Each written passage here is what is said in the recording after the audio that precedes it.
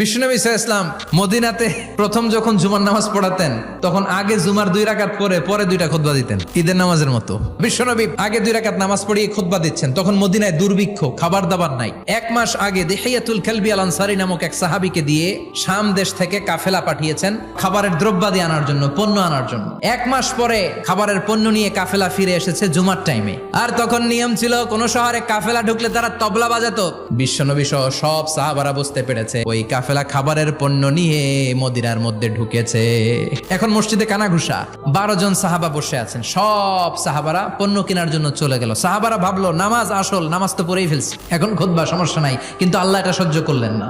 এজন্য সাহাবাদেরকে ধমক দিয়ে আমাদের চোখে আঙ্গুল দিয়ে আল্লাহ আয়াত নাজিল করলেন, ও নবী আপনি বলে দেন আমার কাছে এত বিশাল ধনভাণ্ডার আছে, সবার যত চাহিদা যত কামনা আছে সব যদি দিয়ে দেয় আমার ধনভাণ্ডারের 1 ইঞ্চিও কমবে না।